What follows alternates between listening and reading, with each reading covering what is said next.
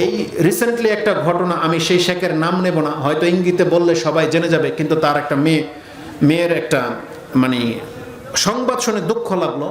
এক বাউলের সাথে বিয়ে হয়েছে, বুঝছেন, বাউল।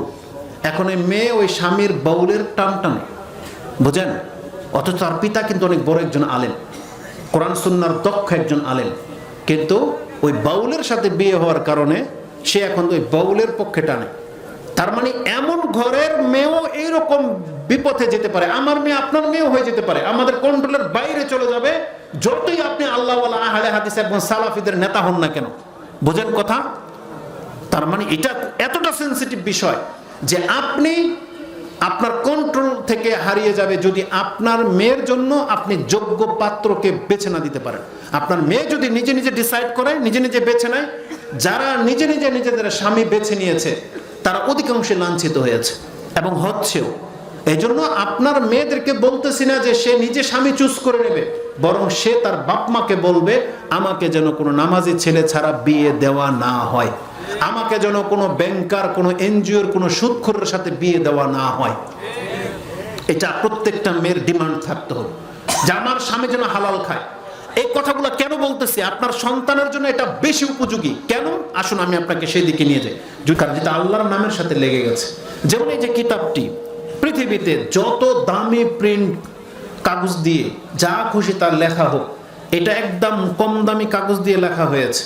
এটা আপনি বাজারে কিনতে যান, এটার দাম 150 টাকা হবে। কত হবে? 150। 100 টাকারও কোরআন আছে, আপনি চাইলে এটা ফ্রিও নিতে পারেন, আমরা দেব আপনাকে ফ্রি চাইলে। তার মানে এটা তো সস্তা কাগজে ছাপা হয়েছে। বলেন তো দেখি, এক পাল্লায় যদি পৃথিবীতে স্বর্ণ দিয়ে লেখা কোনো ব্যক্তির লেখা কিতাব হোক, আর এক প্রান্তে যদি এটাকে রাখা হয়, পৃথিবীর কোনো কিতাব কি এটা সমতুল্য হইতে পারবে? না, যদি এটা কাগজের টুকরা মাত্র, তাই না?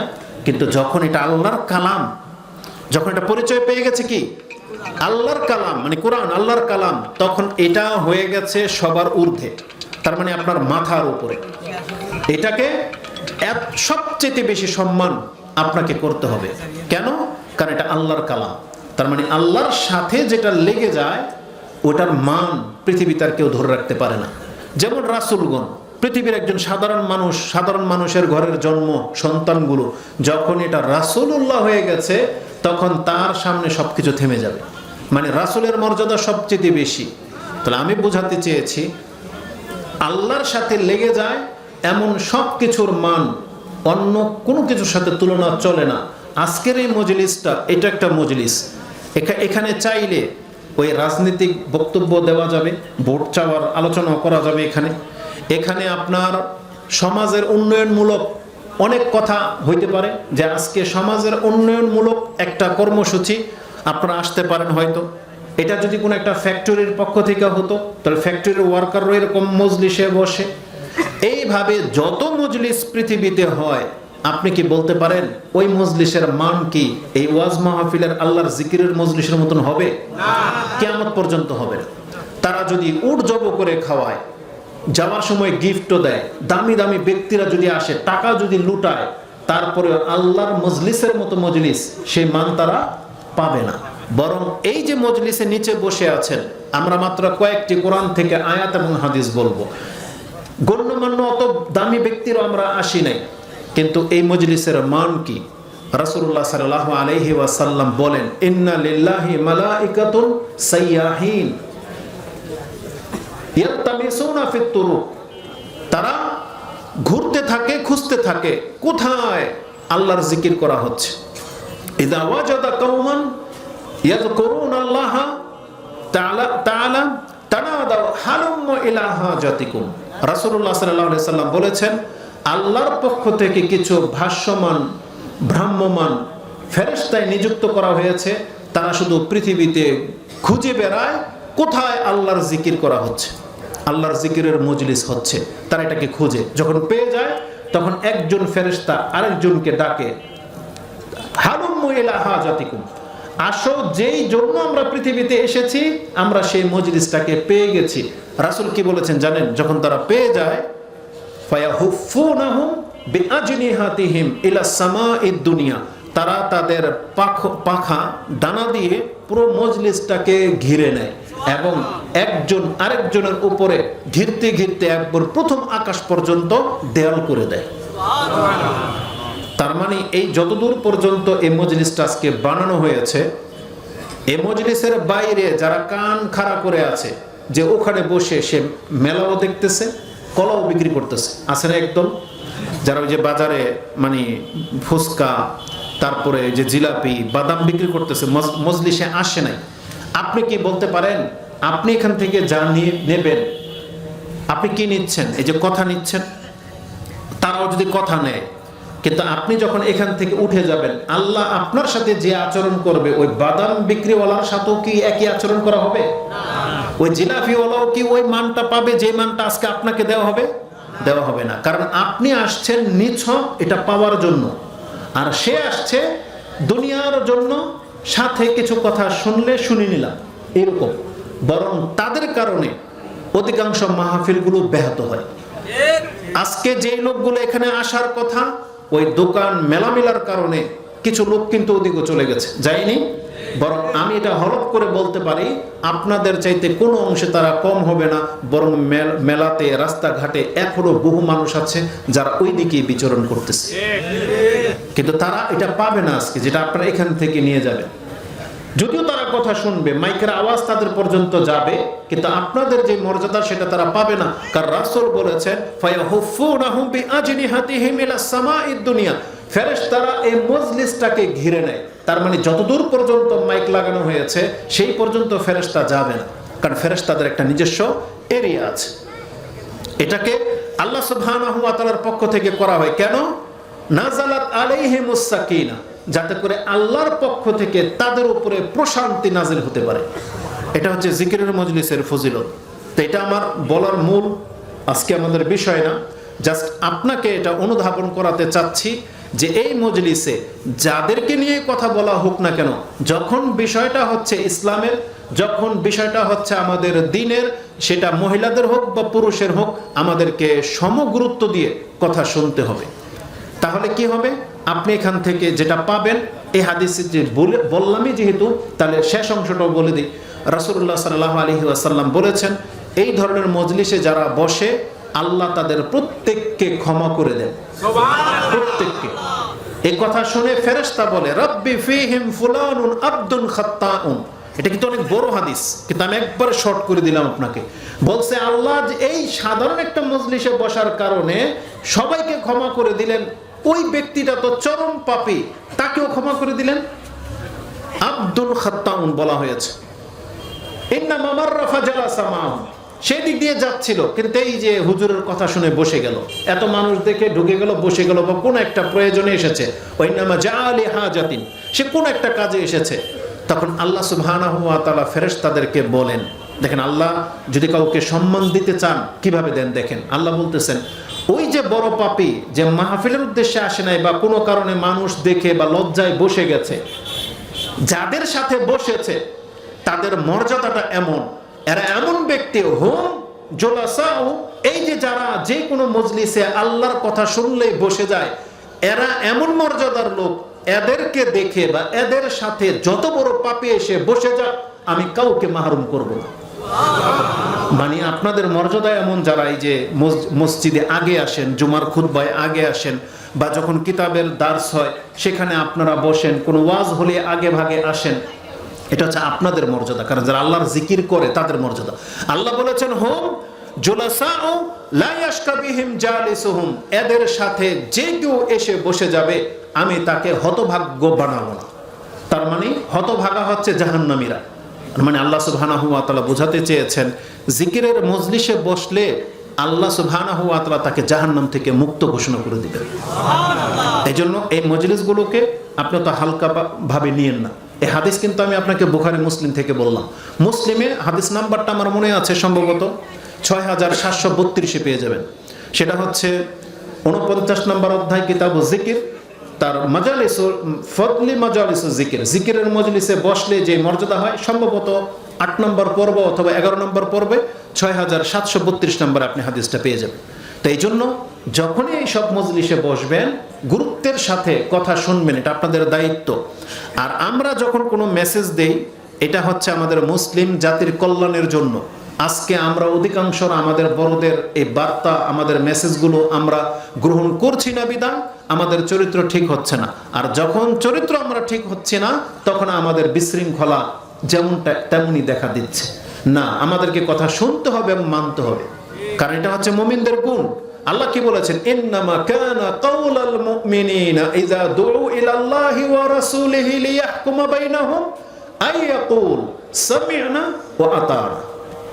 এটা সূরা নূরের মধ্যে আপনি পেয়ে যাবেন, সম্ভবত 51 নম্বর আয়াত, 24 নম্বর সূরার 51-তে রয়েছে যে আল্লাহ বলেছেন ইন্নামা কানা কাউলাল মুমিনিন, নিশ্চয় মুমিনদের ওপিনিয়ন বা এটা ছাড়া আর কিছুই না, মানে মুমিনদের কথা এটাই হবে। সেটা কি? তারা বলবে যখনই আল্লাহ এবং তার রাসূলের পক্ষ থেকে কোনো মীমাংসার জন্য তাকে ডাকা হবে যে তোমার উপরে কোরআন হাদিসের এই ফয়সালা, সেই ব্যক্তি বলবে সামি'না ওয়া আতা'না, আমি শুনলাম এবং মানলাম। কিন্তু আমাদের মুসলিমদের চরিত্র কিন্তু বর্তমানে এমন না। আপনি ভুলেই গেছেন যে আপনি যে আল্লাহর কাছে মুমিন হইতে পারতেছেন না, এটা আপনি ভুলে গেছেন। আপনার থিওরি আর আল্লাহর থিওরির মধ্যে পার্থক্য কি? আল্লাহ বলেছেন যারা কোরআন হাদিস মেনে নেবে এবং মেনে চলবে তারা মুমিন মুসলিম। আর আমি আর আপনি থিওরি কি? মুসলমানের ঘরে জন্ম হইলেই মুসলিম, তাই না? তাহলে আমাদের আর আল্লাহর মাঝে বিধানের মধ্যে পার্থক্য এখানে। আল্লাহ সুবহানাহু ওয়া তাআলার নীতি হলো যেই ব্যক্তি ইসলাম মানবে সে মুসলিম, আর আমাদের নীতি হলো যে মুসলমানের ঘরের জন্ম হবে সে মুসলিম। এই দুই চিন্তার মধ্যে আকাশ পাতাল ব্যবধান। এই জন্য জেনে নেন, আমরা কিন্তু কাল কিয়ামতের দিন ফেঁসে যাব যদি আমরা ইসলাম পালন না করি। তা আমরা মূলত ইসলামের কথাগুলোকে শুনবো, মানবো, এটা আমাদের দায়িত্ব। তো মা বোন যারা আছেন, মহিলারা যারা আছেন, যদিও আলোচনাটা আজকে আপনাদের নিয়ে, কিন্তু যেহেতু আমার সামনে সব পুরুষরা আছে, যদি আমি তাদেরকে দৃষ্টি রেখেই কথা বলবো, কিন্তু উদ্দেশ্য হলেন আপনারা। আমার যদিও কথা বলাটা সহজ, কিন্তু আপনাদেরকে গুরুত্বের সাথে কথা নিতে হবে, কারণ প্রত্যেকটা কথা আপনাদের দিকে কিন্তু আমি থ্রো করবো এখন। যদিও সেন্টেন্স হবে জেন্ডার, মানে পুরুষবাচক শব্দ, কিন্তু উদ্দেশ্য হবে আমাদের নারীরা। আর যদিও ইসলামের একটা নীতিমালা হলো আমরা আমাদের সালাফ, যেহেতু বলা হয়েছে যে পূর্বে যুগের মহিষী নারীরা কেমন ছিল সেটা তুলে ধরা। আমরা যতটা দেখতে পাচ্ছি আমাদের পূর্বের যে সালাফ মহিলারা অতীত হয়ে গেছেন তারা খুব বিচক্ষণ ছিলেন। তারা এটা ভালো করেই বোঝে যে ইসলামের যে কোনো বিধান এটা শুধু পুরুষদের জন্য না, যদিও শব্দগুলো পুরুষ শব্দ, কিন্তু প্রত্যেকটা বিধানের সাথে আমরা মহিলারাও জড়িত। যেমন কোরআনে আল্লাহ বলেছেন আকিমিস সালাহ, তোমরা নামাজ কায়েম করো। আল্লাহ কাকে বলেছেন? পুরুষদেরকে নাকি সবাইকে? সবাইকে। তো যে কোনো জায়গায় আল্লাহ বলেছেন ইয়া আইয়ুহাল্লাযীনা আমানু, হে ও হে যে ঈমান এনেছো। এখন ঈমান কি শুধু পুরুষরা আনছে নাকি নারীরাও? নারীরাও। তাহলে কোরআনের যতগুলো আয়াত আছে ইয়া আইয়ুহাল্লাযীনা আমানু, প্রায় 89টা আয়াত আছে কোরআনে যেখানে আল্লাহ সুবহানাহু ওয়া তাআলা হে মুমিন বলে ডেকেছেন। তার মানে আপনাকে ডেকেছেন, মহিলাদেরকে ডেকেছেন। যে বলবে আমি ঈমান এনেছি তাকে আল্লাহ ডেকেছেন। এটা হচ্ছে দৃষ্টিভঙ্গি। তারপরও যেহেতু বলেছে যে বিচক্ষণ মহিলারা কেমন হয়, একটা উদাহরণ আমি আপনাকে পেশ করি। ইমাম মুসলিম রাহিমাহুল্লাহ হাদিসটা তিনি তার 44 নম্বর অধ্যায়ে এনেছেন, কিতাবুল মানাকিব বা ফাদাইল, ফজিলতের অধ্যায়। তাতে রাসূলুল্লাহ সাল্লাল্লাহু আলাইহি ওয়াসাল্লামের মর্যাদাকর হাদিসগুলো তাতে রয়েছে। তাতে তিনি একটা হাদিস এনেছেন যেটা 58-68 5868-তে রয়েছে। উম্মে সালামা রাদিয়াল্লাহু তাআলা আনহা তিনি বলেন যে মানুষের মুখে আমি শুনতাম হাউজে কাউসার সম্পর্কে, কিন্তু রাসূলুল্লাহ সাল্লাল্লাহু আলাইহি ওয়াসাল্লামের মুখে কখনো হাউজে কাউসার নিয়ে আলোচনা শুনিনি। একদিন হঠাৎ করে দেখলাম মসজিদে হাউজে কাউসার নিয়ে আলোচনা চলতেছে। ওয়াল জারিয়াতু তামশুতুনি, আর আমার খাদেমা বা বালিকা আমার মাথার চিরুনি করতেছে। এই যে বালিকা এটাও কিন্তু মহিলা, আর উম্মে সালামা মহিলা, আর আলোচনা চলতেছে মসজিদের তার পাশেই, কিন্তু মসজিদের পাশে রাসূল সাল্লাল্লাহু আলাইহি ওয়াসাল্লামের প্রত্যেক হুজরাগুলো ছিল। তো উম্মে সালামা কান পেতে আছে মসজিদের দিকে যে আলোচনা চলতেছে, আর তিনি বসে বসে শুনতেছেন রাসূলুল্লাহ সাল্লাল্লাহু আলাইহি ওয়াসাল্লাম আলোচনা করতেছেন। হঠাৎ করে তার কান শুনলো ইয়া আইয়ুহান নাস। রাসূল কি বলেছেন? সামনে কারা বলেন? রাসূলের সামনে কারা ছিল? পুরুষ ছিল, সাহাবায়ে কেরামরা ছিল, আর পর্দার আড়ালে মহিলা, তার মানে উম্মে সালামা রাদিয়াল্লাহু তাআলা আনহা ঘর থেকে শুনতেছেন। হঠাৎ করে তার কান শুনলো যে রাসূল বললেন ইয়া আইয়ুহান নাস, হে মানুষ তোমরা শোনো। এই উম্মে সালামা রাদিয়াল্লাহু তাআলা আনহা এই শব্দটা শুনেছেন, এই বালিকা মহিলাও কিন্তু শুনেছেন। তখন উম্মে সালামা রাদিয়াল্লাহু তাআলা আনহা তিনি বলতেছেন, আখিরি আন্নি, তুমি আমার কাছ থেকে একটু দূরে সরো, মানে থামো, এখন আর কোনো কাজ করো না। বলো কেন? দুজনে কিন্তু শুনেছে। এই মহিলাটা উম্মে সালামা রাদিয়াল্লাহু তাআলা আনহাকে বলতেছেন, ইন্নামা দাআর রিজাল ওয়ালাম ইয়াদউন নিসা, রাসূল তো পুরুষদেরকে ডেকেছেন, মহিলাদেরকে তো ডাকে নাই। কারণ আলোচনা তো পুরুষদের সামনে হচ্ছে, তো রাসূল যেহেতু বলেছেন ইয়া আইয়ুহান নাস, হে মানুষ তোমরা শোনো। আর উম্মে সালামা তার বিচক্ষণটা দেখেন, তিনি বলতেছেন তুমি সরো, এখন রাসূল ডেকেছেন। আর বলতেছে মহিলাদেরকে তো ডাকে নাই, ইন্নামা দাআর রিজাল, রাসূল তো পুরুষদেরকে ডেকেছেন। তখন উম্মে সালামা তিনি কি বুঝেন, কোরআন হাদিস শোনেন, তিনি বলতেছেন ও ইন্নী মিনান নাস, রাসূল বলেছেন হে ইয়া আইয়ুহান নাস, হে মানুষ শোনো। তার মানে রাসূল এখানে কোনো পুরুষদেরকে ডাকে নাই, যে মানুষ তাকে ডেকেছেন, ও আমি একজন মানুষ। তার মানে আমাদের মহিলাদেরকেও ঠিক এতটা বিচক্ষণ হইতে হবে যে কোরআন হাদিসের হয়তো পুরুষদেরকে সম্বোধন করা হয়েছে, কিন্তু ওই প্রত্যেকটা আয়াত তার মধ্যে মহিলারাও শামিল। ইসলামের যে কোনো বিধিবিধান আছে তাতে মহিলারাও শামিল। পার্থক্য হলো কিছু বিধানের ক্ষেত্রে ধরন আলাদা, যেমন পর্দার ক্ষেত্রে পুরুষদের চেহারা ঢাকতে বলা হয় নাই, নারীদেরকে চেহারা ঢাকতে বলা হয়েছে। পুরুষদের দাড়ি গজায়, যেমন নারীদের দাড়ি নাই। কিন্তু আদার্স অন্যান্য বিষয়গুলো, যেমন প্যান্ট টাকনার উপরে উঠাবে পুরুষ, মহিলারা টাকনার নিচে নামাবে 1 হাত, এই পার্থক্যগুলো আছে। ওগুলো হাদিসের মধ্যে বিস্তারিত বর্ণনা আছে। কিন্তু সিয়ামের ক্ষেত্রে, জাকাতের ক্ষেত্রে, হজের ক্ষেত্রে, প্রত্যেকটা ক্ষেত্রে যেখানে আল্লাহর ইবাদতকে বাস্তবায়ন করতে বলেছেন, এখানে পুরুষ মহিলা সবাই শামিল। তাদের সবাইকে এই গুরুত্বের সাথে নিতে হবে। এজন্য আমি আমাদের মহিলাদেরকে বলবো, আল মুহিম যারা পর্দার আড়ালে আছেন, যদিও কথা সম্বোধন করা হচ্ছে পুরুষদেরকে, কিন্তু মূল আলোচনাটা হচ্ছে আজকে আপনাদের জন্য। কারণ বলা হয়েছে যে সন্তান পালন করার ক্ষেত্রে নারীদের ভূমিকা। আমাকে যদি বলা হতো যে সন্তান প্রতিপালন ক্ষেত্রে পিতামাতার ভূমিকা বলেন, তাহলে কিন্তু আজকে আপনাদের সম্পর্কে বহু কথা আসতো। কিন্তু এককভাবে শুধু মহিলাদের কথা বলা হয়েছে যে নারীদের ভূমিকাটা কি সন্তান পালনের ক্ষেত্রে, এটা তুলে ধরতে। তাই জন্য আমি কথাগুলো আজকে আমাদের নারীদেরকে বলবো, যদিও পুরুষ এটার সাথে অন্তর্ভুক্ত। তা আমি কথাটাকে শুরু করতে চাচ্ছি এইভাবে। সর্বপ্রথম ভূমিকাতে আমি আমার বোনদেরকে, মহিলাদেরকে এটা স্মরণ করে দিতে চাই, আপনার প্রথম পরিচয় হলো আপনি একজন মুসলিম মহিলা। কি পরিচয়? মুসলিম মহিলা। এটা আপনাকে মাথায় নিতে হবে। যে কোনো মেয়ে, সে বিবাহ, তার বিবাহিতা অথবা অবিবাহিতা, মানে বিবাহ হোক বা না হোক, সে একজন মহিলা যখন একটা নারী, আপনাকে প্রথম মাথায় নিতে হবে যে আপনি হলেন একজন মুসলিম নারী। আপনাকে বুঝতে হবে যে আপনার মান মর্যাদা কি। আপনি কি জানেন একটা মহিলার মান মর্যাদা কত? আমরা আমাদের সমাজে আমাদের মহিলাদেরকে তাদের মান মর্যাদা নিয়ে কিছু শেখাই না, বলিও না। কারণ আমরা যত পারি তাদেরকে দাসীর মতন ব্যবহার করতে, আমরা সেই বক্তব্যগুলোই ঝাড়ি। তাদেরকে পারলে শয়তানের কাঠি, তাদেরকে জাহান্নামের কীরা, আরো কত কি ভাষা যে ব্যবহার করা হয়। কিন্তু আপনি আমি ভুলে গেছি যে আমাদের জন্মটা কিন্তু কোনো না কোনো নারীর মাধ্যমে। আরো সেন্সিটিভ কথা আসবে একটু পরে। আমি জাস্ট প্রথমে আপনাকে বোঝাতে চাচ্ছি যে মুসলিম মহিলা, আপনি কি বোঝেন এই শব্দটার ওয়েট কত, এটার মূল্য কত? যে একজন মুসলিম মহিলা, যেমন রাস্তা দিয়ে আসতেছে একটা মুসলিম মহিলা আসতেছে, আপনি কি জানেন এর মান কত? এই জমিনে যে সে হাঁটতেছে, পাড়া দিচ্ছে, তার মান মর্যাদা আল্লাহর কাছে কি? এটা আজকে অধিকাংশ মুসলিমরা আমরা ভুলে গেছি। এটা ভোলার পেছনে মূল কারণ আমাদেরও, আমরা যেমন অজ্ঞ, আমাদের মহিলাগুলো অজ্ঞ। কিন্তু ইসলাম তাদেরকে এতটা সম্মান দিয়েছে। আসুন আমি আপনাকে দেখাই। আল্লাহ সুবহানাহু ওয়া তাআলা একজন মুসলিম মহিলার মান তুলে ধরতে গিয়ে মুসলিম পুরুষদের কাছে এইভাবে আয়াত নাজিল করতেছেন, যেটা আপনি সূরা বাকারাতে পেয়ে যাবেন 221 নম্বর আয়াতে। আল্লাহ বলেছেন, ওয়ালা তানকিহু আল মুশরিকাত হাত্তা ইউমিন।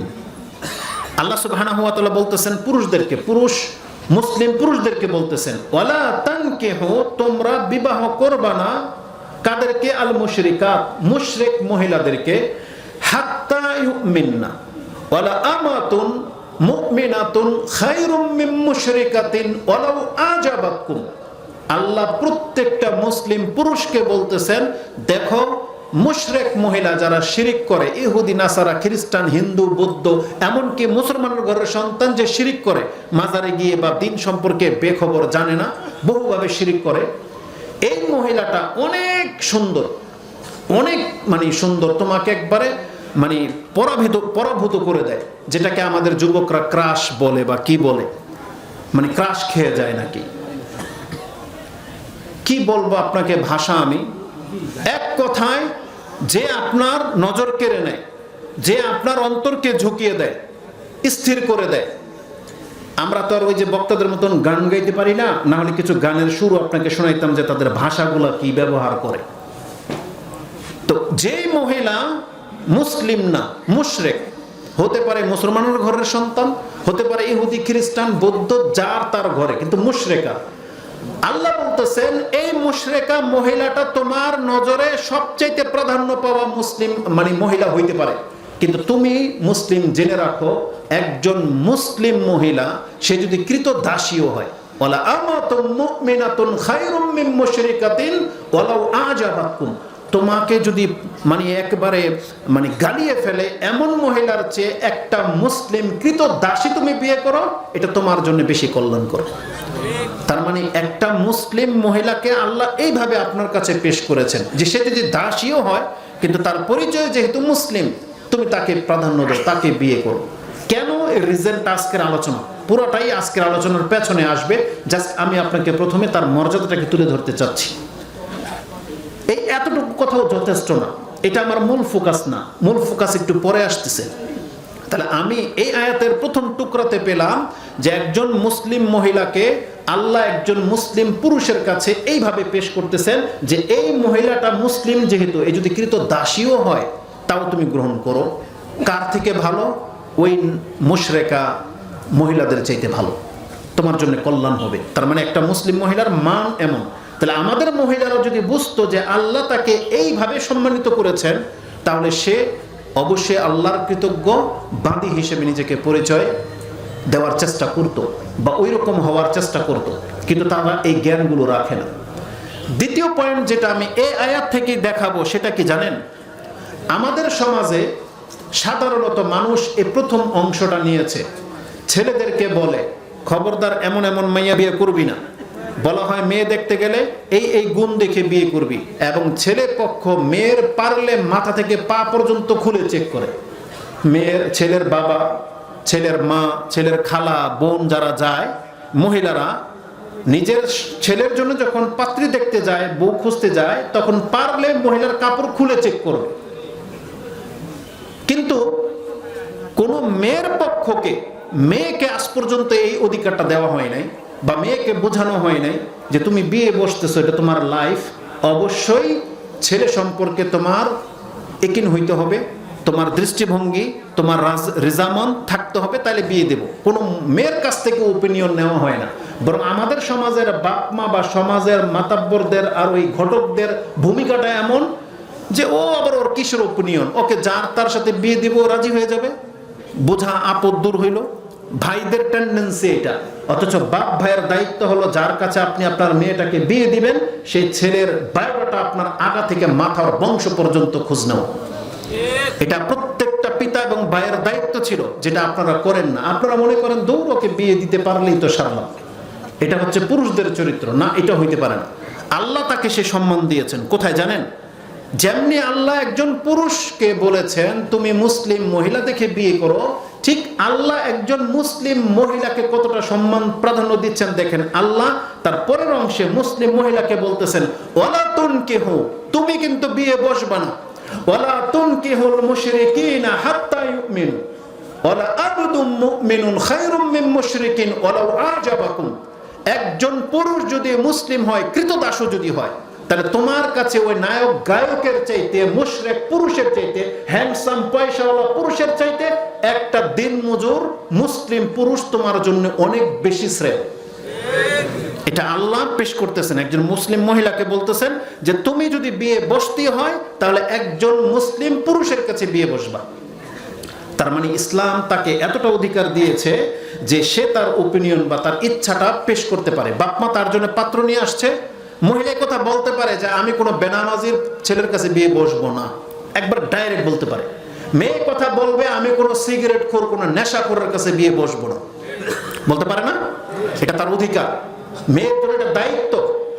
এরা এতটা নোংরা মহিলা যে সে তার দেহটাকে বা যার সাথে সে সংসার করবে এই লোকটা নেশাখোর না জুয়াখোর, এটা কি বেনামাজি না নোংরা, তার জানার কোনো ইচ্ছাই নেই। কেন? তার বাপ মা তাকে যার তার সাথে দিয়ে দিবে আর সে বিয়ে বসে যাবে। এতটা হালকা পাতলা কেন সে, এতটা কেন নিচে নামিয়ে ফেলেছেন আপনার মেয়েদেরকে?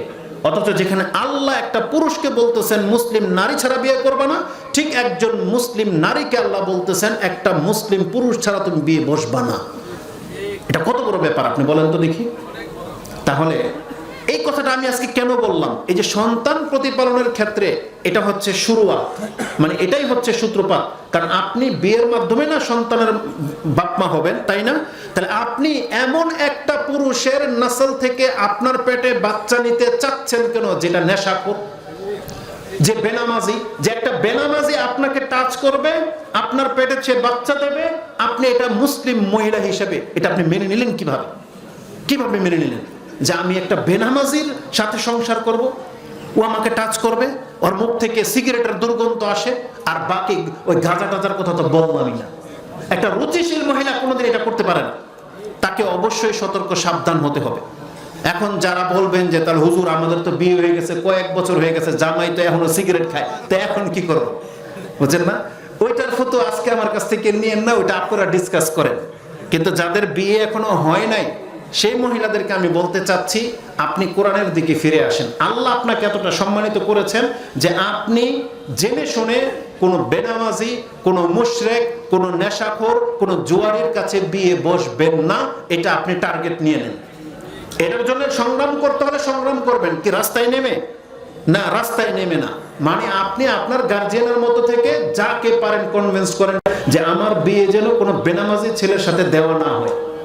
যেমন একটা মুশরিক পোলার কাছে যেন বিয়ে দেওয়া না হয়, একটা দেওয়ানবাগি আটরশি মাইজবান্ডারের মুরিদ এমন কোন ছেলের কাছে আমাকে বিয়ে দিবেন না, তেমনি আমাকে কোনো বেনামাজির কাছেও বিয়ে দিবেন না। এটা একটা মহিলার ওপিনিয়ন থাকতে হবে। আর আপনাদেরকেও মুসলিম পুরুষ হইতে হবে মুসলিম মেয়েদেরকে বিয়ে করার জন্য। যেহেতু আপনারা যদি ভাববেন না, আজকে পুরুষরা তো খুব চালাক, মনে করে যে আমি বেনামাজি হইলেই কি, আমি জেনা করলেই কি, আর আমি মুশরিক হইলেই কি, আল্লাহ তো আমাকে একেবারে সতী সাধ্যী নারী মিলিয়ে দিবে। এটা পুরুষরা মনে করেন। আপনার জন্য একটু পরে সে আয়াতটা আসবে। আল্লাহ সুবহানাহু ওয়া তাআলা কার জন্য কাকে সিলেক্ট করে রেখেছেন আল্লাহ এটা বলেছেন। এই যে প্রথম আয়াত আমি আপনাকে বাকারা থেকে শোনালাম যে আল্লাহ মুসলিম পুরুষদেরকে বলেছেন মুসলিম নারী ছাড়া বিয়ে করবে না, আর মুসলিম নারীদেরকে বলেছেন তোমরা মুসলিম পুরুষ ছাড়া কারো কাছে বিয়ে বসবা না।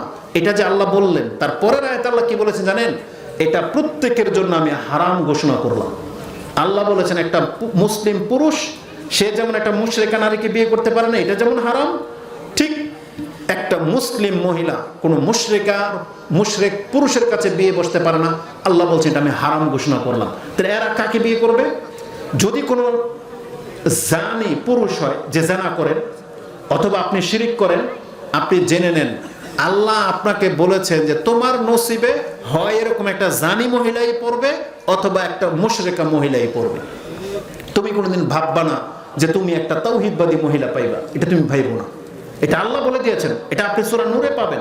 আল্লাহ বলেছেন আয-যানি লা ইয়ানকিহু ইল্লা যানিয়াতান আও মুশরিকা।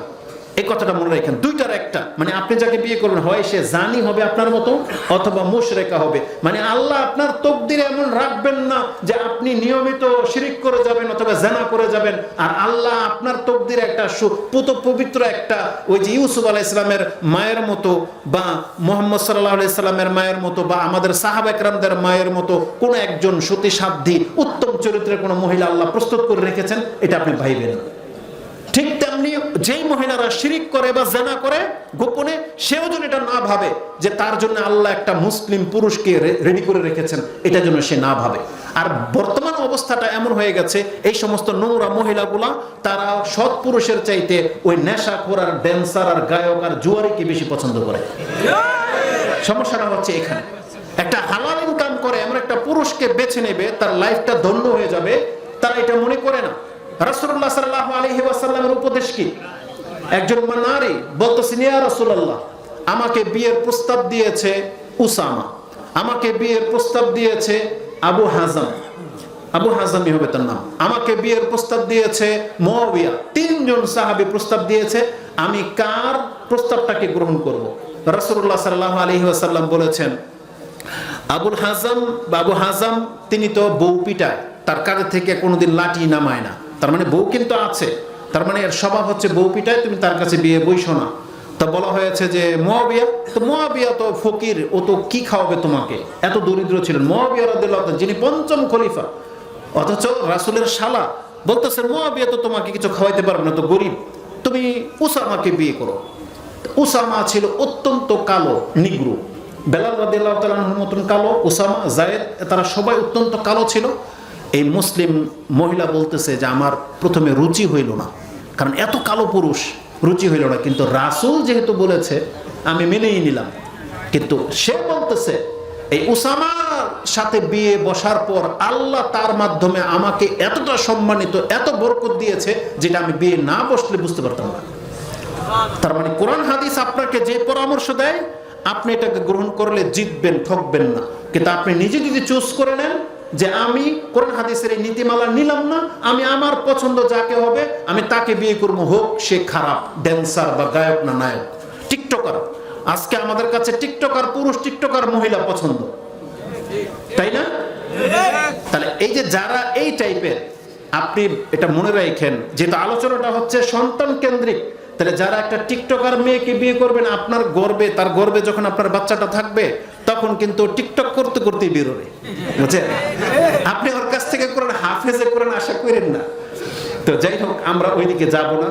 আজকে যেহেতু একটা মেজাজ পূর্ণ একটা বিষয় আমি আপনার কাছে দিতে চাচ্ছি, এটা আমাদেরকে খুব, এটা রসিকতার বিষয় না, কিন্তু এটা খুবই সেন্সিটিভ একটা ব্যাপার, যেটা আমাদের বাপ মারা হয়তো এই প্ল্যানিং করে নাই, বা আমাদেরকে হয়তো এইভাবে বুঝাইতে পারে নাই, একটা মিস্টেক হয়ে গেছে। তবে আল্লাহ চাইলে, সামর্থ্য থাকলে আপনি আরেকটা করেন, কোনো বাধা নাই ইসলামে, কিন্তু ইনসাফ পূর্ণ হইতে হবে। আপনাকে সৎ সন্তান জন্ম দিতে হবে, এটা প্রত্যেকের টার্গেট থাকতে হবে যে আমার সৎ সন্তান দরকার, কারণ এটার বেনিফিট অনেক, একটু পরে সেই কথাগুলো আসবে। তাহলে আমি প্রথমে আপনার কাছে দুইটা আয়াত পেশ করেছি বাকারা এবং সূরা নূর থেকে, যে আল্লাহ সুবহানাহু ওয়া তাআলা বলেছেন যে জানি মহিলাদেরকে সাধারণত কোনো মুশরিক পুরুষ অথবা কোনো জানি পুরুষই বিয়ে করে। তাহলে আজকে যেহেতু আলোচনাটা একটা মহিষী নারীকে নিয়ে, যে সে তার সন্তানের জন্য কেমন ভূমিকা পালন করবে, তাহলে আমাদের প্রথম মেসেজ থাকবে আজকে, আপনি প্রথমে মুসলিম হন। একজন মাকে প্রথম মুসলিম হতে হবে, একজন বাবাকে প্রথম মুসলিম হতে হবে। আপনাকে জেনা থেকে মুক্ত একটা পুরুষ হইতে হবে, মাকেও জেনা থেকে মুক্ত একটা পুরুষ হইতে হবে। এই গুণটা থাকতে হবে। এই গুণ থাকলে আপনি কি প্রাপ্ত হইতে পারেন, একটু পরেই সে কথাগুলো আসবে। রাসূলুল্লাহ সাল্লাল্লাহু আলাইহি ওয়াসাল্লামকে আল্লাহ জানিয়েছেন, এই যে মুসলিম পুরুষ আর মুসলিম নারী, এরা একে অপরের জন্য বন্ধু স্বরূপ। আল্লাহ বলেছেন কোরআনে, সূরা নূরে আপনি পেয়ে যাবেন, সূরা তাওবার মধ্যে আছে। আল্লাহ সুবহানাহু ওয়া তাআলা বলেছেন, আল মুমিনুনা ওয়াল মুমিনাতু বা'দুহুম আউলিয়াউ বা'দ, যেটা আপনি 71 নম্বর আয়াতে পেয়ে যাবেন। আর 68 নম্বর আয়াতে আল্লাহ বলেছেন, মুনাফিকরা হচ্ছে একে অপরের বন্ধু আর মুমিনরা হচ্ছে একে অপরের বন্ধু। তার মানে আপনি যদি মুসলিম মহিলা হয়ে থাকেন, তাহলে আপনি একটা মুসলিম পুরুষের কাছে বিয়ে যখন বসবেন, তাহলে আল্লাহ বলেছেন মুমিন পুরুষ মুমিন মহিলা যদি সংসার করে, তার বা'দুহুম আউলিয়াউ বা'দ, তারা একে অপরের বন্ধু হবে। কোন ক্ষেত্রে? তারা দুইজনেই সালাত কায়েম করবে, দুইজনেই যাকাত দেবে, দুইজনেই রাতে উঠে কিয়াম করবে, দুইজনেই আল্লাহ এবং তার রাসূলের ইতাআত করবে। সেই আয়াতগুলোর মধ্যে সেটা আছে।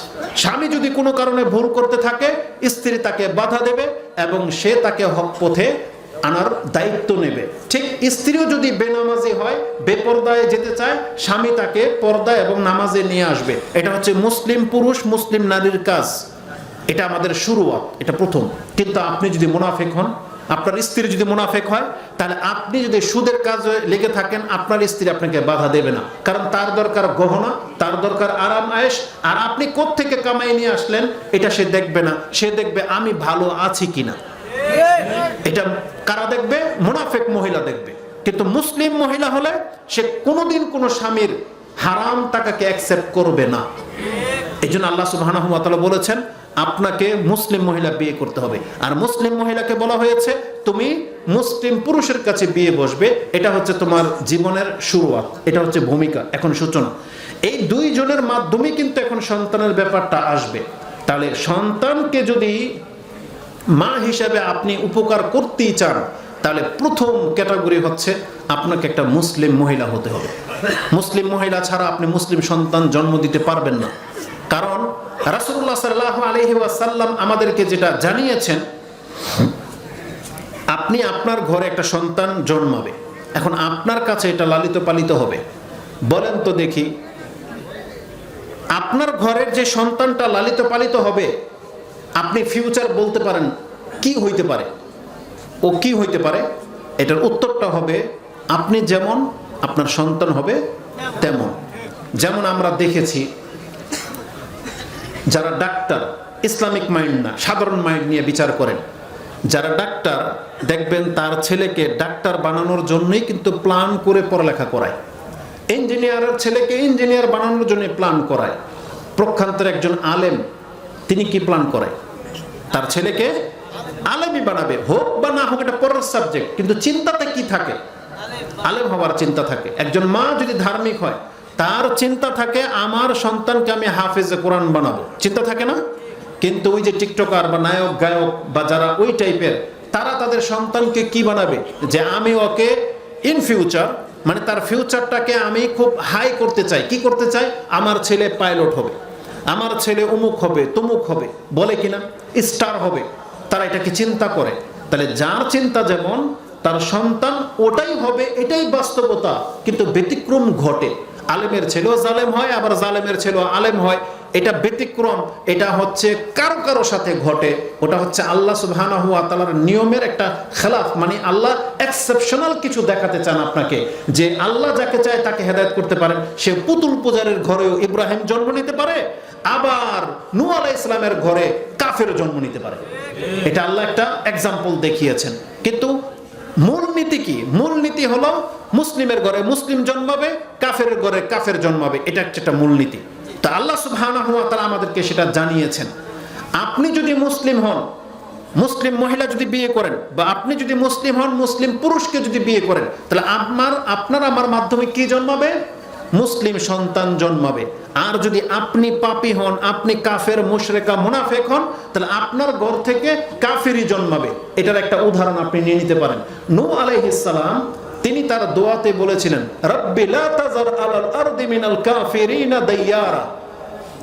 আল্লাহ আপনি এই জমিনে একটা কাফেরকেও ছেড়ে দিয়েন না। ইন তাযারহুম ইউদিল্লু ইবাদাক। আপনি যদি কাফেরদেরকে ছেড়ে দেন, তাহলে এই কাফেররা আপনার বান্দাদেরকে গোমরাহ করবে। ওয়ালা ইয়ালিদু ইল্লা ফাজিরান কাফারা। আর এই কাফেরগুলা কাফের সন্তান আর পাপী সন্তান ছাড়া তো আর কিছু জন্ম দিতে পারে না। তার মানে কোরআনের আয়াত সূরা নূহের শেষ আয়াতের দিকে আপনি পেয়ে যাবেন যে আল্লাহ বলেছেন নূহ আলাইহিস সালামের এই মূলনীতি, যে বাপ মা যদি কাফের হয়, বাপ মা যদি নায়ক গায়ক, ওই মুশরিক, খেলতামশা, প্লেয়ার হয়, তার মানে রাসূল বলেছেন আল্লাহর কাছে দোয়ায়, আল্লাহ যদি আপনি কাফেরদেরকে ছেড়ে দেন, ওয়ালা ইয়ালিদু, তারা তো জন্ম দিতে পারে না কোনো মুসলিম সন্তানকে, ইল্লা ফাজিরান কাফারা, তারা শুধু পাপী আর এই কাফের সন্তানই জন্ম দেবে। আজকে আমাদের সমাজের নেতাগুলোর দিকে তাকান, নেতাগুলোর বাপ মা কত বড় আলেম বলেন তো? বর্তমান যুগের নেতা যারা, তাদের বাপ মারা কত বড় আলেম? দুইজন নাম বলতে পারবেন না? আপনাদের নেতা বলতেছে, এক নেতা ওদিন কথা শুনলাম, মুসলমান ঘরের সন্তান, বলতেছে আমি মুসলিমও না, আমি হিন্দুও না। বুঝছেন? আপনাদের বিএনপির এক নেতা বলতেছে আমি মুসলিমও না, হিন্দুও না। এটা হচ্ছে বাংলার জমিনের মুসলমান ঘরের সন্তান, সে বলতেছে আমি মুসলমানও না, হিন্দুও না। আরেক নেতা ওই বাউল, যে আল্লাহকে নিয়ে টিটকারি করেছে, সে বাউলের পক্ষে গিয়ে দাঁড়িয়েছে। বুঝেন? এরা কাদের ঘরের সন্তান? হিন্দুর ঘরের সন্তান, খ্রিস্টান, ইহুদি, কাদের ঘরের সন্তান? এই মুসলমানের ঘরের সন্তান। এখন এর পিতা যদি ওই যে আল্লাহ সুবহানাহু ওয়া তাআলা যে বলেছেন না, তুমি কোনো জানি মহিলাকে বিয়ে করো না, কোনো মুশরিকাকে করো না, মুসলিম ছাড়া কোনো ওই যে ইউটি বিউটি কিউটি যেগুলো আছে এগুলোকে বিয়ে করো না, আল্লাহ নিষেধ করেছে না? যদি এটা মানতো তাহলে এইরকম কুলাঙ্গার জন্মায় না। এই জন্য যদি এখান থেকে আপনাকে মেসেজটা নিতে হবে, আপনি যদি চান আপনার ঘরে একটা মুসলিম সন্তান জন্মাক, আর একটা মুসলিম সন্তানের মান কি সেটা একবার শেষে বলবো। কেন আপনি আজকে আপনাকে এই যোগ্যতায় আসতে হবে যে আমি একজন মুসলিম মা, আমি একজন মুসলিম পিতা? কেন? কারণ আপনি মরার পরে আপনার এই সন্তান যেটা রেখে যাচ্ছেন, এই সন্তানের কারণে কিয়ামতের মাঠে আপনার মর্যাদা বৃদ্ধি পাবে। আবার এই সন্তান যে রেখে গেলেন, কি রেখে গেলেন, এটার কারণে আপনাকে ঠিকমতো দেওয়া হবে। বুঝেন? এই জন্য কি রেখে যাচ্ছেন এটা আপনি চিন্তা ভাবনা করে রেখে যায় যে আমি কি রেখে গেলাম, দুনিয়াতে ডেকে বোঝা না নিয়ামত রেখে গেলাম, আল্লাহর সামনে যে যাচ্ছেন আপনি কি রেখে যাচ্ছেন, এটা শুধু আপনি একটু মাথায় রাখেন। এই জন্য আপনাকে প্রথম মেসেজ হচ্ছে, দেখেন আপনাকে মুসলিম হতে হবে, কারণ মুসলিম হলে একটা মুসলিম সন্তান আপনি উপহার দিতে পারবেন। কিন্তু আপনি নাস্তিক হলে একটা নাস্তিক সন্তান ছেড়ে যাবেন, একটা জানি হলে একটা জানি ছেলে বা মেয়ে আপনি রেখে যাচ্ছেন, এটা মোটেও কাম্য নয়।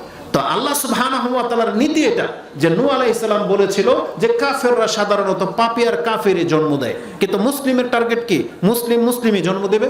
কারণ রাসূলুল্লাহ সাল্লাল্লাহু আলাইহি সাল্লাম বলেছেন এটা হচ্ছে দুনিয়ার নিজাম, নিয়ম, যে যে যার সাথে চলে, যে যার সাথে থাকে সে তার মতোই হয়। যেমন রাসূলুল্লাহ সাল্লাল্লাহু আলাইহি ওয়াসাল্লাম থেকে ইমাম বুখারী এবং মুসলিম একটা হাদিস কোট করেছেন, যেটা মুসলিমে আপনি কাদার তাকদীরের অধ্যায় পেয়ে যাবেন, যে বুখারীর এবং মুসলিমের হাদিস। আবু হুরায়রা তার বর্ণনাকারী, বুখারীতে হাদিসটি 1385 এবং মুসলিমে হাদিসটি 6648 রয়েছে, যে রাসূলুল্লাহ সাল্লাল্লাহু আলাইহি ওয়াসাল্লাম বলেছেন কুল্লু মাউলুদিন ইউলাদু আলাল ফিতরা, প্রত্যেকটা বাচ্চা কিন্তু তার ফিতরতের উপরে জন্ম নেয়, তার মানে স্বাভাবিক স্বভাবের উপর জন্ম নেয়। ফাআবাওয়াহু ইউহাউবিদানি আও নাসসিরানি আও ইউমাজ্জিসানি, বাপ মা তাকে ইহুদি বানায়, খ্রিস্টান বানায়, না হয় অগ্নি পূজারী বানায়। তার মানে ইসলামের উপরে আল্লাহ জন্ম দেন। আদম আলাইহিস সালাম কি মুসলিম না? তো তার নাসল থেকে যত সন্তান জন্মেছে সব মুসলমান রূপে আল্লাহ জন্ম দেয় পৃথিবীতে, কিন্তু তার বাপ মা যেহেতু হিন্দু, এই জন্য ওই বাচ্চাটাকে কিন্তু হিন্দু বানায়, বড় হলেও হিন্দুর পরিচয় হয়। আর এই বাচ্চাটা যদি কোনো খ্রিস্টানের ঘরে জন্মায়, তখন ওই মা কিন্তু ওকে খ্রিস্টান বানায়। এই মাটা যদি ইহুদি হয়, এই মাটা কিন্তু ওকে ইহুদি বানাবে ওর সন্তানটাকে। এটা হচ্ছে নিয়ম। তাহলে আপনি যদি মুসলিম মহিলা হয়ে থাকেন, তাহলে আপনি আপনার সন্তানকে কি বানাবেন? মুসলিম বানাবেন। আর আপনি যদি মুসলিম না হন, তাহলে আপনার কাছে কিভাবে একটা মুসলিম সন্তান আশা করা যেতে পারে? তো রাসূল বলেছেন ফাআবাওয়াহু ইউহাউবিদানি, বাপ মা মানুষকে ইহুদি বানায়, ইহুদির বাচ্চাগুলো ইহুদি হচ্ছে, খ্রিস্টানের বাচ্চা খ্রিস্টান হচ্ছে। তাহলে আমি আর আপনি যেহেতু মুসলিম, তাহলে আমাদের বাচ্চাগুলোকে আমরা মুসলিম বানাই না কেন? আমাদের উচিত আমাদের বাচ্চাদেরকে মুসলিম বানানো। কিন্তু দুর্ভাগ্যবশত আমাদের মুসলমানের ঘরের সন্তানগুলো খুব কম মুসলিম হয়, অধিকাংশদেরকে শয়তান নিয়ে নিচ্ছে। ওরা ইহুদি খ্রিস্টান তো হয় না, কিন্তু ইহুদি খ্রিস্টানদের কোনো কাজ করতে তারা বাকি রাখে না, অথচ শুধু মুখে বলে আমি মুসলিম না, এমনটা হওয়ার উচিত নয়। এই জন্য রাসূলুল্লাহ সাল্লাল্লাহু আলাইহি সাল্লাম কি বলেছেন, অনেক সময় বাপ মা চায় যে আমার ছেলেটা নামাজি হোক, কিন্তু হয় না। কেন হয় না? এটার মূল কারণ হচ্ছে সমাজ, পরিবেশ। কারণ রাসূলুল্লাহ সাল্লাল্লাহু আলাইহি সাল্লাম থেকে একটা হাদিস এটাও রয়েছে, যেটা আবু দাউদ এবং তিরমিজিতে রয়েছে। রাসূলুল্লাহ সাল্লাল্লাহু আলাইহি সাল্লাম বলেছেন আর রাজুলু আলা দীনি খালিলিহি, ব্যক্তি সাধারণত তার বন্ধুর দিন গ্রহণ করে। তার অন্তরঙ্গ বন্ধু যার সাথে ঘটে, সে দেখবেন তার দিন মানে তার নেচার গ্রহণ করেছে। এই জন্য রাসূল বলেছেন ফালিয়ানজুর আহাদুকুম মাইয়ুখাল্লিলু, তার মানে তোমাদের প্রত্যেককে বিচার করে দেখা উচিত সে তার অন্তরঙ্গ বন্ধু হিসেবে কাকে গ্রহণ করতেছে, এটা দেখা উচিত। এই জন্য আমি মুসলিম মহিলাদেরকে এখানে আরেকটু নজর দিতে চাচ্ছি, যদিও কথাটা বাচ্চাদের দিকে গেল, কিন্তু মুসলিম মহিলাদেরকে আরেকটু নজর দিতে চাচ্ছি। কেন আপনি বিয়ের ক্ষেত্রে পুরুষ মানে মুসলিম পুরুষকে প্রাধান্য দিবেন কেন? কারণ মহিলাদের স্বভাব হলো, যখন যার সাথে বিয়ে হয়ে যায়, দেখবেন প্রত্যেকটা মহিলার নেচার আল্লাহ তাদেরকে বানিয়েছে এইভাবে। যেমন এই যে পানির কালার কি একদম সাদা না, মানে ক্লিয়ার, যেটাকে বোঝায় ক্লিয়ার।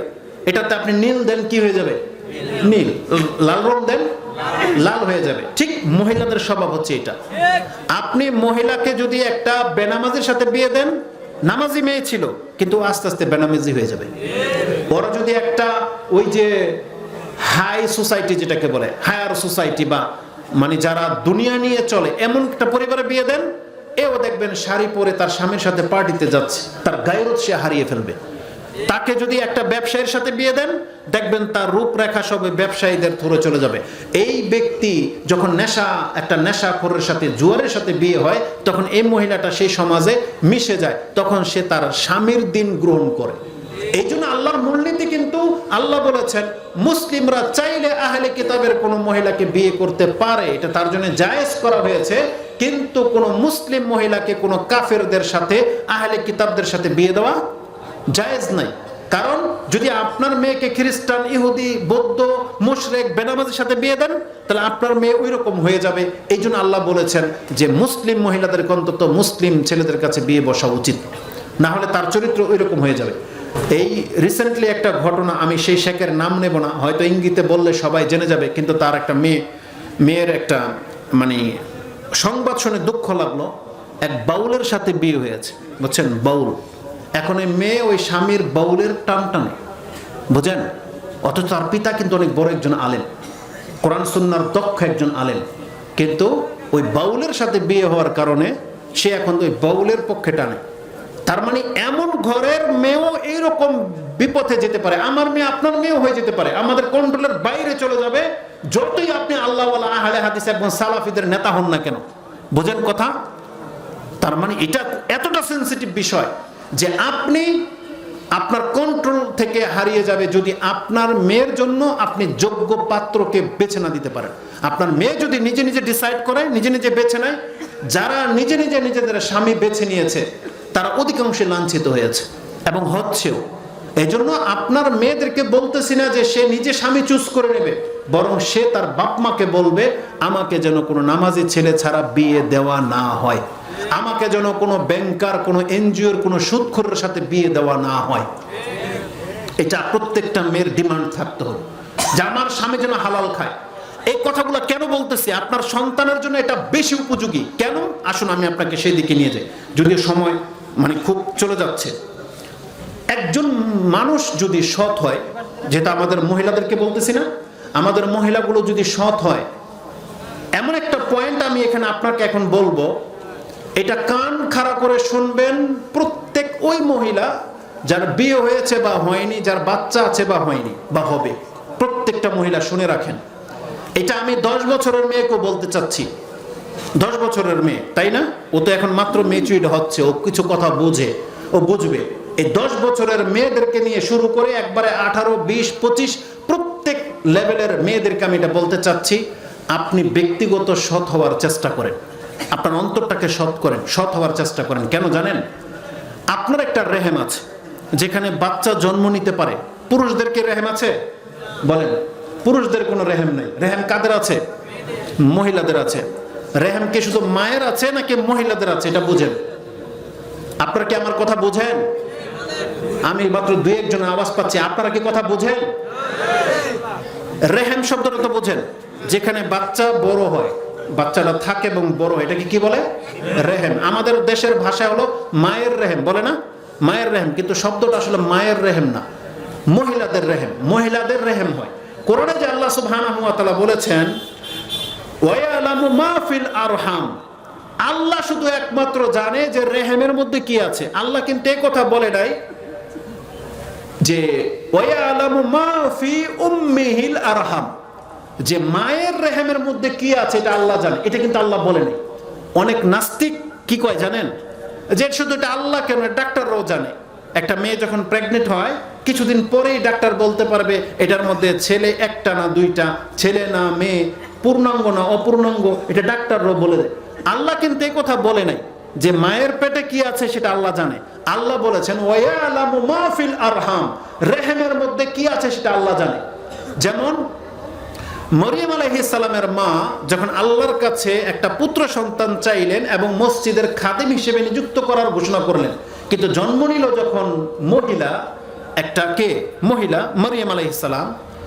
এখন এই মরিয়ম আলাইহিস সালাম একটা মেয়ে রূপে জন্মেছে। এই মরিয়ম আলাইহিস সালামের এই শিশু বাচ্চাটার পেটে কি রেহেম আছে কিনা নাই? বলেন, আছে।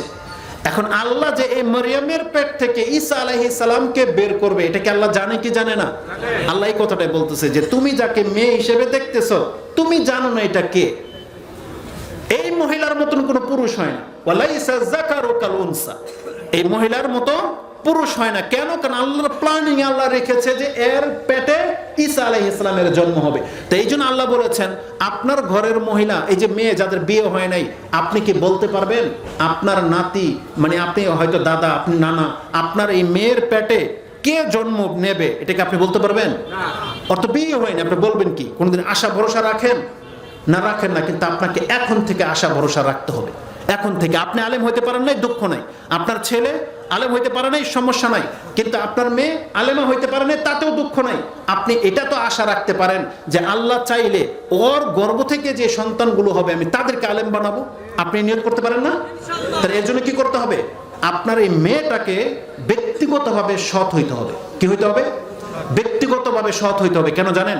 আমি যতটা ঘাঁটলাম, যেটা বলা হয়েছে মহিষী নারীদের ইতিহাস থেকে কিছু বলেন, আমি যতটা জেনেছি, বলেন তো দেখি, প্রত্যেকটা নবী রাসূল তারা মানুষ ছিলেন না ফেরেশতা? মানুষ। তার মানে যেহেতু মানুষ, তারা কোনো না কোনো নারীর গর্ভে জন্ম নিয়েছেন, জন্ম নেয় নাই? প্রত্যেকটা নবী এবং রাসূল তারা যাদের ঘরে জন্ম নিয়েছেন তারা কি সাধারণ নারী ছিল, নাকি তারাও আল্লাহর পক্ষ থেকে ওহীপ্রাপ্ত নারী? সাধারণ নারী। তারা সবাই সাধারণ নারী ছিল। কিন্তু এই সাধারণ নারীগুলা সেই যুগের এত উত্তম চরিত্রের নারী ছিল যে আল্লাহ তাদেরকে চুজ করে বেছে বেছে তাদের ঘরে ইব্রাহিম, তাদের ঘরে মূসা, তাদের ঘরে ঈসা, তাদের ঘরে মুহাম্মদ সাল্লাল্লাহু আলাইহি সাল্লামের মতন ব্যক্তি জন্ম দিয়েছেন। তাই না? আল্লাহ যে তাদেরকে সৃষ্টি করেছেন, কিন্তু জন্মটা কি সাধারণ মহিলার ঘরে হয় নাই? কিন্তু জেনে নেন, যেই সাধারণ মহিলার গুলো হয়েছে তারা আপনাদের মতোই মহিলা, কিন্তু তাদের চরিত্র এত উচ্চ ছিল। আমি চাচ্ছি যে আমাদের মহিলারও এরকম উচ্চ চরিত্রের হন, তাহলে আশা করা যায়। রাসূল বলেছে না, যদি এখন রাসূলের জন্ম নেবে না, রাসূলের জন্ম হবে না পৃথিবীতে। কিন্তু রাসূল এই কথা তো বলেছে যে প্রত্যেক 100 বছরে একজন করে মুজাদ্দিদ আল্লাহ তৈরি করবে, ইউজাদ্দিদ লাহু দীনাহু, যারা তাদের দিনকে তাজা করবে। এই হাদিস যখন আপনি শুনে থাকবেন, তাহলে আপনি মহিলা মানুষ, আপনি কেন এই আকাঙ্ক্ষা আল্লাহর কাছে রাখেন না যে আল্লাহ, তার মানে আমি নিজেকে ওইভাবে প্রস্তুত করতে চাচ্ছি যাতে করে এই যুগের শ্রেষ্ঠ আলেম আমার ঘরে জন্মেবে। একটা মহিলা এটা প্রত্যাশা কেন করে না? কারণ এটা আল্লাহর কাছে কি বড় কোনো কঠিন কিছু? আপনি কেন বলতে পারেন না যে আল্লাহ সাহাবা একরামদের মতো, আবু বকর, ওমরের মতন একটা সন্তান আল্লাহ আমি আমার গর্ভে নিতে চাই? এটা আপনি কেন বলেন না? কেন আপনি নিজেকে এভাবে প্রস্তুত করবেন না? এই জন্য আমি বলতেছি, প্রথম থেকে আপনাকে মুসলিম হতে হবে।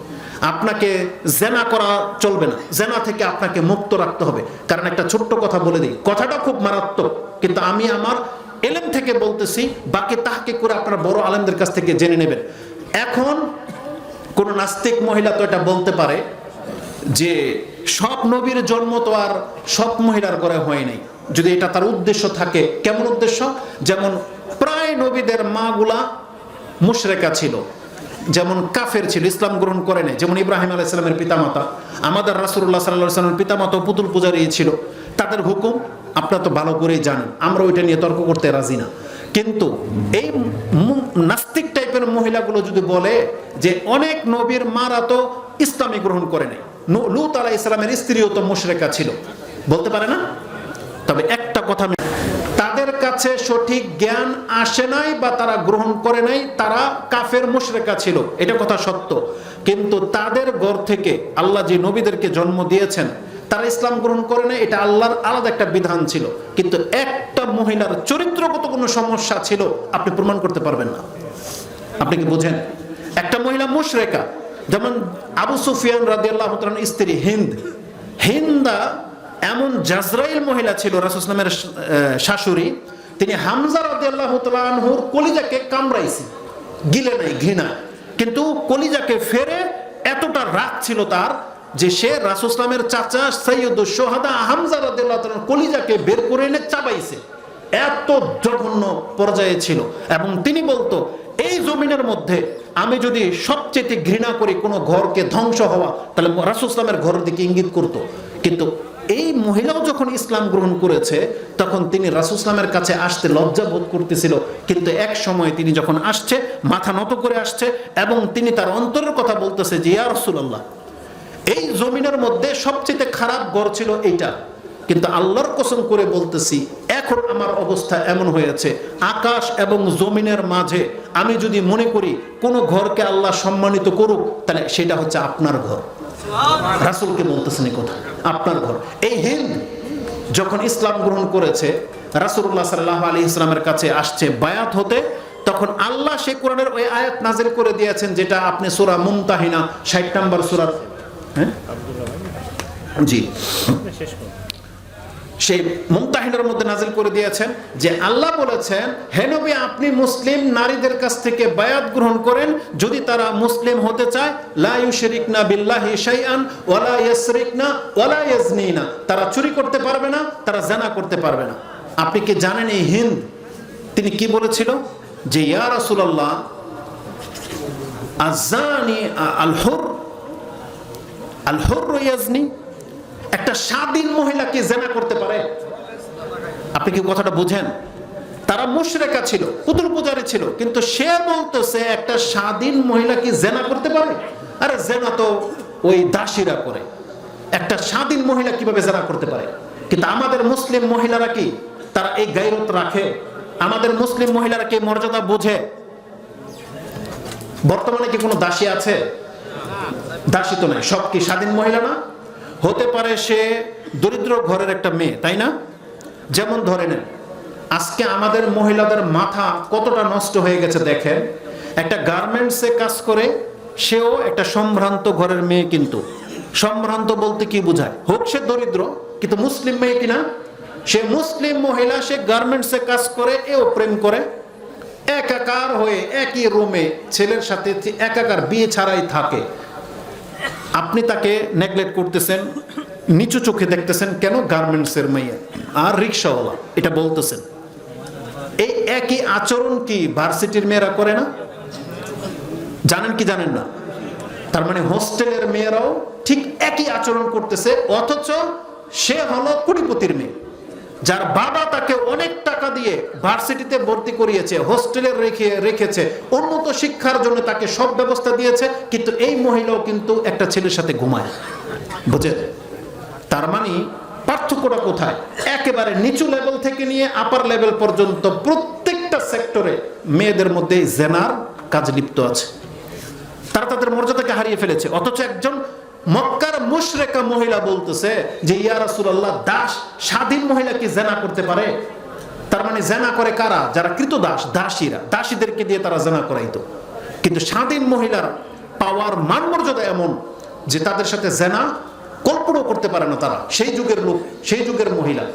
আর আজকে আপনি সভ্য হয়ে গেছেন, বলতেছেন আমি এডুকেটেড পারসন, অথচ আপনি জিনার মধ্যে লিপ্ত। তাহলে এর ঘরে কি মুসলিম সন্তান জন্মাবে? এই জন্য আপনাকে এটা মাথায় রাখতে হবে, প্রথম আপনাকে মুসলিম মহিলা হইতে হবে। মুসলিম মহিলা জিনা করতে পারে না। আর আপনি জিনা থেকে যদি নিজেকে মুক্ত রাখেন, তাহলে আপনার অন্যান্য ত্রুটির কারণে আল্লাহ আপনাকে ক্ষমা হয়তো করবে, কিন্তু আপনি একটা সৎ সন্তানের মা হইতে হইলে আপনাকে জিনার মতো নোংরা পাপ থেকে বাঁচতে হবে। এই জন্য রাসূলুল্লাহ সাল্লাল্লাহু আলাইহি ওয়াসাল্লাম এবং সমস্ত নবীগুলো আপনি দেখেন, তাদের জন্ম কোনো না কোনো মুশরিকের ঘরে তো অবশ্যই হয়েছে, কিন্তু তাদের বাপ মা পর্যন্ত কোনোদিন এই ফাহেসা নোংরামের মধ্যে ছিল না। এটা অনেক বড় একটা ব্যাপার। একটা মহিলা যদি সৎ হয়, আমি কেন যেন বুঝতেছি না, আপনারা কি আমার কথা বুঝেন? কিন্তু আপনাদের দৃষ্টিভঙ্গি কোথায়? সর্বশেষ কয়েকটা কথা বলবো, যেহেতু আব্দুল্লাহ ভাই চলে আসছে, আমরা আসলেই আমরা স্টেজ ছেড়ে দিব। তার জন্য আমি আমার মুসলিম মহিলাদের জন্য একটা এক্সাম্পল পেশ করতে চাচ্ছি। আপনি যদি সৎ মহিলা হন, হতে পারে আপনি নাটোরের একবারে কৃষকের একেবারে দিনমজুর কারো ঘরের মেয়ে, ধরেন কেউ আপনাকে চিনে না, কিন্তু আল্লাহর উপরে আপনি ট্রাস্ট রাখেন, বিশ্বাস রাখেন, আস্থা রাখেন, আপনার মর্যাদাটা আল্লাহ এখান থেকে কোথায় নিয়ে যেতে পারে এটা আপনি কল্পনা করতে পারেন না। সেটা কিভাবে জানেন? কয়েকটা এক্সাম্পল নিয়ে নেন। হাজার, ইসমাইল আলাইহিস সালামের মা, কল্পনা করতে পারেন কোন চরিত্রের মহিলা হইতে পারে? হাজার। এবং সারা, ইব্রাহিম আলাইহিস সালাম, যে আল্লাহর খলিল, আল্লাহর খলিলের জন্য আল্লাহ কেমন মহিলা চুজ করতে পারে আপনি বোঝেন? কারণ স্রষ্টা তো আল্লাহ, নির্ধারণ করেন তো তিনি। ইব্রাহিম আলাইহিস সালাম যেমন মানের, নিশ্চয় তার ওয়াইফও আল্লাহ ওই মানেরই চুজ করেছেন, তিনি ছিলেন সারা। এই সারা রাদিয়াল্লাহু তাআলা আনহাকে যখন এক কাফের বাদশা অন্যায়ভাবে স্পর্শ করতে চাইল, তখন সারা রাদিয়াল্লাহু তাআলা আনহা তিনি নামাজে দাঁড়িয়ে গেলেন। দেখেন, বাদশাহ তাকে স্পর্শ করতে চাচ্ছে, আর তার স্বামী হচ্ছে একটা দরিদ্র ইব্রাহিম, তখনও তিনি কিছুই না, মানে দরিদ্র, একা তার রাষ্ট্র ছেড়ে দিয়ে পালিয়ে আসছে। ইব্রাহিম তার প্রতি ঈমান এনেছে তার স্ত্রী সারা। তিনি বলতেছেন যে থামো, আমি একটু 2 রাকাত নামাজ পড়িনি। অজু করেছে, তিনি নামাজে দাঁড়িয়েছে, আর কাফের বাদশা তার দিকে হাত বাড়িয়েছে। এই সারা রাদিয়াল্লাহু তাআলা আনহা তিনি আল্লাহর কাছে নামাজে দোয়া করতেছেন যে আল্লাহ, আমি যদি তোমার প্রতি ঈমান এনে থাকি, ওয়া আমানতু বিরাসূলিকা লা সাল্লাত আলাইয়াল কাফির, তাহলে এই কাফেরকে আমার উপরে আল্লাহ তুমি জয়ী হইতে দিও না, ও যেন আমার উপরে জয়ী হয়ে যেতে না পারে। এই দোয়া করতে না করতে এই কাফের হাত প্যারালাইজড হয়ে যায়, বুঝেন, থেমে যায়, এই হাত শক্ত হয়ে গেছে, এমনকি ও কাঁপতে কাঁপতে জমিনে পড়ে গেছে। মৃগী বেরাম হলে যা হয় না, এই বাদশার মৃগী বেরামের মতন হয়ে গেছে। তারপরে সে 3বার ট্রাই করেছে, শেষে সারা রাদিয়াল্লাহু তাআলা আনহা তিনি আল্লাহর কাছে দোয়া করেছেন, আল্লাহ এই অবস্থায় যদি মরে যায় তাহলে এই বাহিরের যে বডিগার্ডগুলো আছে আমাকে হত্যা করে দিবে, বলবে যে মহিলা আমাদের বাদশাকে মারছে, আল্লাহ তুমি ওকে মারো না, বাঁচায় রাখো। বেঁচে গেল। তখন এই বাদশা বুঝতে পেরেছে যেটা কোনো সাধারণ মহিলা না, একে টাচ করা যাবে না, তাকে সম্মানের সাথে বিদায় করে দেওয়া হয়েছে, কিন্তু তার সম্মান তো বাঁচাইতে হবে। সে বাইরে এসে বলতেছে, কাকে নিয়ে আসছে, তো শয়তান, এ তো মানুষ না, মানে তো জিন। এইভাবে বাদশা নিজেকে সেভ করে নিল। কিন্তু সম্মানটা দেখেন, যখন তিনি ইব্রাহিম আলাইহিস সালামের কাছে ফেরত যান, এই বাদশা সন্তুষ্ট হয়ে তার রক্ষার জন্য এই হাজার আলাইহিস সালামকে সাথে দান করেন। তার মানে ইসমাইল আলাইহিস সালামের মা হাজার তখন কার আন্ডারে ছিল? ওই বাদশার কাছে একটা দাসী বা কৃতদাসী বা আটক অবস্থায় ছিল।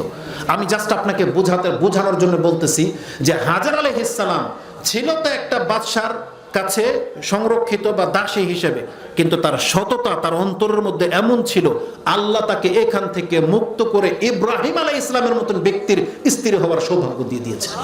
শুধু কি তাই, তার ঘরে ইসমাইল আলাইহিস সালামের মতন ব্যক্তির জন্ম। কি মনে করেন? শ্রেষ্ঠ রাসূলগুলোর মধ্যে একজন, এবং ইসমাইল আলাইহিস সালাম নবীদের মধ্যে একজন শ্রেষ্ঠ নবী এবং রাসূল, এবং তাকে দিয়ে আল্লাহ মক্কাকে আবাদ করেছেন। চিন্তা করা যায় যে কার পেটে কি আল্লাহ রেখে দিয়েছেন, কেন হয়েছে। যদি ইসমাইল আলাইহিস সালামের ব্যাপার না থাকতো, তার মার চরিত্র যা খুশি তা হতো, কিন্তু আল্লাহ যেহেতু চুজ করেছেন, এজন্য আগেই বলেছি প্রত্যেকটা নবীর এমন মায়ের পেট থেকে জন্ম যাদের সাথে অনৈতিক কোনো ঘটনা পৃথিবীর কোনো ব্যক্তির রেকর্ড দেখাইতে পারবে না। এজন্য আমি মনে করি আমাদের মুসলিম মহিলাদেরকে অন্তত সতীত্বটাকে আপনাকে রক্ষা করে চলতে হবে। আপনাকে কনফিডেন্সের সাথে আল্লাহর কাছে দোয়া করতে হবে যে আল্লাহ আমাকে অবৈধভাবে কোনো পুরুষ টাচ করে নাই, আল্লাহ তুমি আমার গর্ভে যে সন্তান দিবে সেটা যেন সৎ এবং আলেম হয়। একটা মহিলাকে সৎ সন্তান জন্ম দেওয়ার জন্য তাকে নিজেকে এইভাবে প্রস্তুত করতে হবে। তাইলে আপনার ঘরে ইব্রাহিম ইসমাইল জন্ম নিতে পারে, আবু বকর ওমর জন্ম নিতে পারে। আমাদেরকে এটা চ্যালেঞ্জের সাথে নিতে হবে। যারা আমরা বিয়ে করি নাই, যাদের আমরা বিয়ে দেই নাই, আমাদের মেয়েদেরকে আমরা অবশ্যই নামাজি ছেলের সাথে বিয়ে দেব, সৎ মুসলিমের সাথে বিয়ে দেব, এবং আমাদের আকাঙ্ক্ষা প্রত্যয় থাকবে একটা সৎ সন্তানের, একটা সৎ সন্তান। আপনি জানেন সৎ সন্তানের মর্যাদা কি? রাসূলুল্লাহ সাল্লাল্লাহু আলাইহি ওয়াসাল্লাম বলেছেন না যে 3টা আমল ছাড়া সব বন্ধ হয়ে যাবে? ইযা মাতাল ইনসান ইনকাতা আনহু আমালুহু, তার আমল বন্ধ হয়ে যায়। তার মধ্যে একটা কি? ওয়ালাদুন সালেহ ইয়াদউলা, একটা সৎ সন্তান যে বাপ মার জন্য দোয়া করবে। এজন্য আমাদের মহিলাদেরকে বলবো, আপনি তো মরে যাবেন, কিন্তু আপনার জন্য যে একটা সৎ সন্তান রেখে যেতে পারেন, এটা আপনার কিয়ামত পর্যন্ত, এমনকি কবরও নেকি পেতে থাকবে। ধার্মিক একটা হাদিস রয়েছে, সাবাউন ইয়াজরি লিল আবদি আজরুহুন্না ফিল কবরি ওয়া হুয়া বাদাল মাউতি ওয়া হুয়া ফিল কবর। 7 প্রকারের মানুষ কবরে মরার পরেও নেকি তার কবরে যেতে থাকবে। তার মধ্যে একটা হচ্ছেন তারাকা ওয়ালাদান ইস্তাগফির লাহু, এমন সন্তান ছেড়ে যাওয়া যে তার বাপ মার জন্য ইস্তেগফার করবে। এইজন্য আমাদের মহিলাদেরকে উচিত আপনি আগে নিজেকে একটা মুসলিম মহিলা হিসেবে গড়ে তোলেন, কারণ মুসলিম মহিলার ঘরেই মুসলিম সন্তান জন্ম নিতে পারে। একটা মা যেমন তার সন্তানকে সে তাই শিখাবে। একটা হাদিস আপনারা হয়তো জানেন, একজন সাহাবী কি বলেছিল রাসূলুল্লাহ সাল্লাল্লাহু আলাইহি সাল্লামকে, যে আমার কাছ থেকে আমার মা কতটুকু সম্মান পাওয়ার হক রাখে, বা কে প্রথম হক রাখে? বলছেন তোমার মা, তারপরে তোমার মা, তারপরে তোমার মা। আমরা হয়তো অনেক সময় হাদিসটা হয়তো বুঝতে পারি না, বা আমরা আমাদের মতো করে বুঝি, শেষে বলা হয়তো তোমার বাবা। আচ্ছা ধরেন যদি 100 মার্ক থাকে, 100 মার্কের মধ্যে আমি দেখতে পাচ্ছি এখানে মা পেয়ে গেল 90%, 90 ভাগ নিয়ে গেল, 10% পেল পিতা। এখন মেডিকেল সায়েন্স কি বলতেছে জানেন? আমি আশ্চর্য হয়ে গেলাম তথ্যটা পেয়ে, যে বাচ্চার যে ব্রেন, বাচ্চা যেটা ধারণ ক্ষমতা, তার মন মানসিকতা, বাচ্চা কি হবে, এটা 90% পায় তার মার কাছ থেকে। এটা মেডিকেল সায়েন্স বলতেছে। বাবার নাসল থেকে পায় 10, আর মায়ের নাসল থেকে পায় কত? বিদ্যা, বুদ্ধি, চাল চলন, মানে মেধা বিকাশ, এটা নাকি মায়ের কাছ থেকে বেশি আসে। এই জন্য রাসূলুল্লাহ সাল্লাল্লাহু আলাইহি ওয়াসাল্লাম কিন্তু ওই বাচ্চাকে এটাই বলেছে, তোমার মাকে 90% দিয়ে দাও তোমার সম্মান, 10% তোমার বাবা প্রাপ্য। মানে একটা ব্রোঞ্জ, জাকির নায়েক ভাষায় যেটা বলে, একটা সান্ত্বনা পুরস্কার। আর সবকে নিয়ে নিচ্ছে মা। এই জন্য একটা মাকে